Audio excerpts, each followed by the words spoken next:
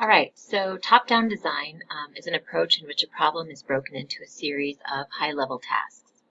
Okay, so for example, in this figure, this top-down design is applied to the highest level of tasks in the parking garage example.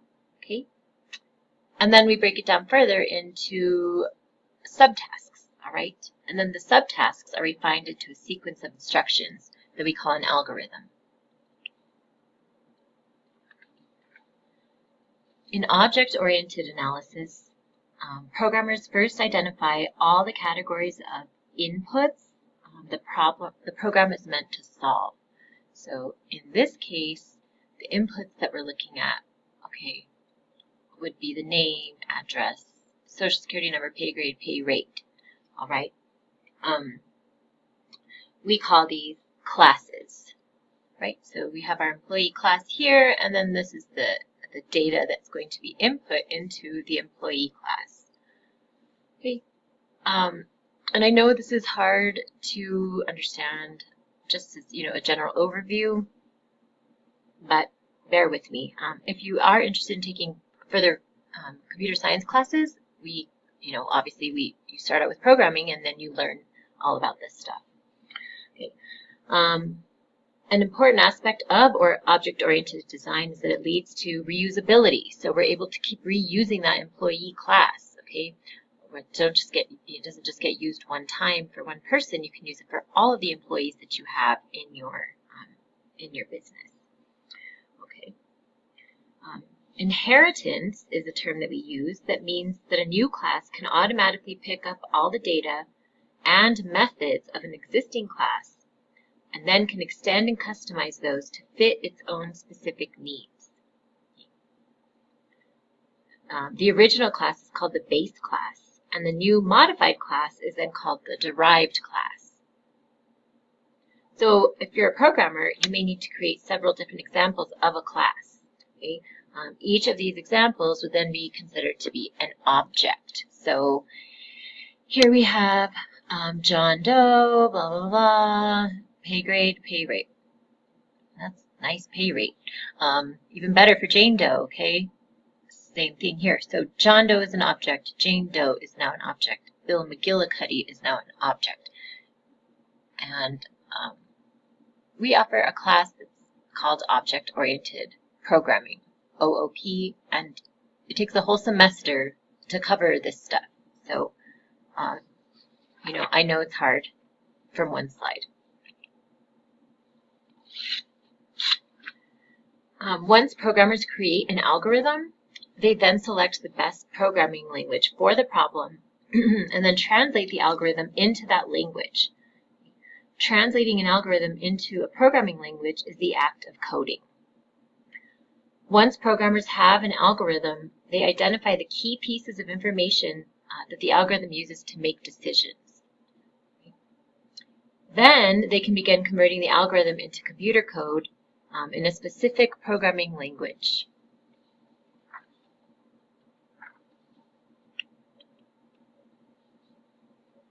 A programming language is a kind of code for the set of instructions the CPU knows how to perform. Computer programming languages use special words and strict rules so that programmers can control the CPU without having to know all of the hardware details. There's 5 generations of programming languages.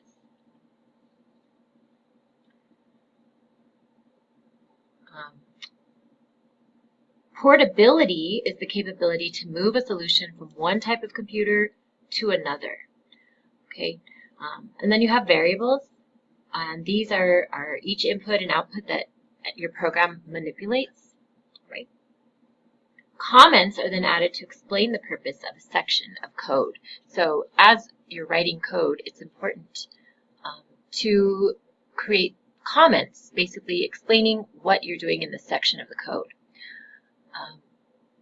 A lot of times when you are, a software engineer, you're working with a team. Okay, this is not like solo work that happens. And so you have your section to work on, then you might pass it on to someone else, or they look over it. And so in order to sort of save yourself from having a bunch of questions, asked, you just put comments in and explain, here I am, creating this variable in order to do this. I'm changing this index position in the list because of this. Okay, so these are comments that you would add into your code. Compilation is the process by which code is converted into machine language, which is ones and zeros, right? So our binary. And then a compiler is this program that understands bot syntax, okay, and programming language, and the exact structure of the CPU. So your code has to be compiled in order for it to be run by your CPU. And actually, Grace Hopper is credited as creating the first compiler.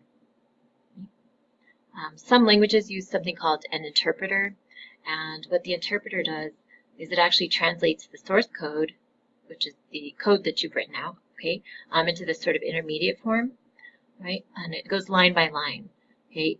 The way code is read is top down, so it starts from the top and then goes line by line by line. And each line is executed as it's translated. Okay. This is called an IDE, this right here. So actually I can't tell which IDE this is. JGrasp it looks like, which one I have not used. What an IDE is an integrated development environment, and these are really very helpful as a programmer because you can write your code in there, you can test your programs, okay, you run them inside this IDE, and it's going to tell you where the errors are, it's going to help you make your UML, all kinds of, sorry, I'm getting ahead of myself, it helps you with your code, basically. One common one is Eclipse. That one can be used for all different kinds of programming languages. There's like Spider for Python. There's also Visual Studio Code, which I just started trying out, which has been decent. So there's lots of these IDEs, and they're really helpful when you're writing code.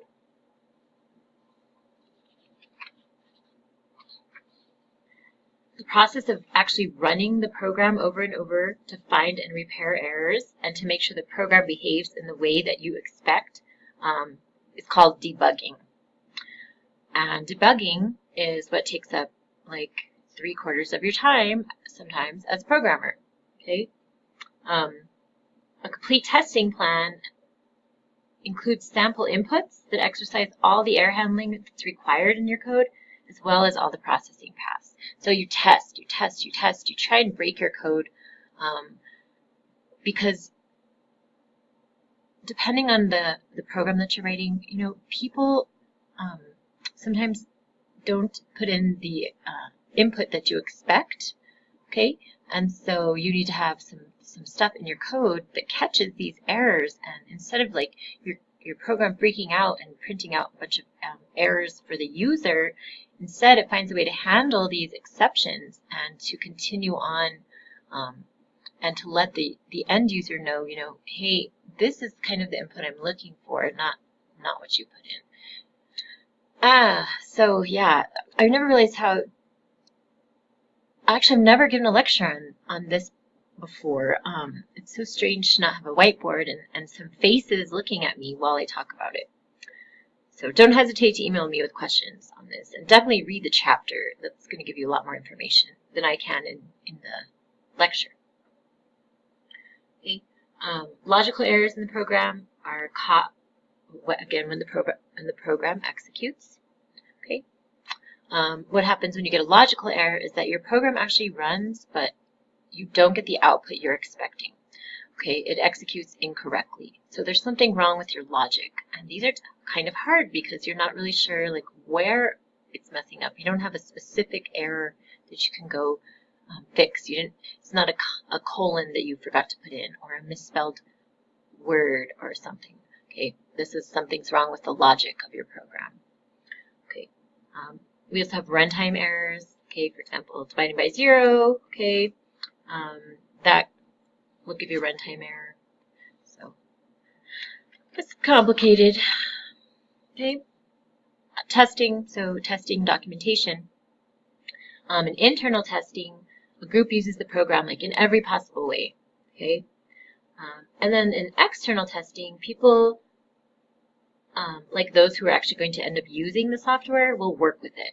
Okay, and people will observe and see what's happening. You know, is everything going smoothly, or are the cues that you're giving to your end user appropriate? Are they understanding what they need to do? Okay, and then before they actually do a commercial release, software is usually provided in what we call a beta version to test sites or to interested users. And so what happens when they ask you, you know, if you'd like to try out like the beta version of something, it's sort of, you know, you're both patting each other on the back kind of thing. You get to use the newest version of the software or a new software completely. They get the benefit of you using that software and then reporting back to them any kind of errors that you encounter. Okay. Releasing to other manufacturers is called RTM, okay, release to manufacturer. Documentation is created about the program. And then finally, the product is in what we call GA, or general availability, and then it can actually, you know, be purchased by the public if that's the type of software that you created.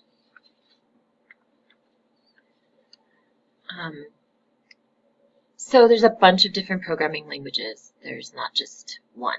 Okay, of course not, right? That would be too simple. But we have tons of different programming languages. My personal favorite is Python. Java is what I was first raised in, but I like Python a lot. JavaScript is huge right now. If you look at this right here, you can see sort of what's happening right now. JavaScript you hear about all the time. C, C++, okay. CSS is and HTML, those are for when you're creating web pages. Okay, lots of different things. There's Ruby, R is like for statistics and some data visualization. Okay, SQL, that's your or Squeal. People call it different things. They call it SQL. That's for databases. Okay, Objective-C is something I never want to do. Okay, but lots of people some people like to Objective-C as well. Okay, one quick way to determine which languages are popular is to examine job postings for programmers. So what are most people advertising that they want you to be proficient in? Okay, right now the languages, like I said, most in demand are going to be JavaScript and Python. Java is also, you know, one of the classics. So, but JavaScript is what's you're reading about right now, at least at this point in time. Okay, in certain specific industries, certain languages tend to dominate the work, so they kind of just stick with the language they've been using for the past, you know, 15 years or so.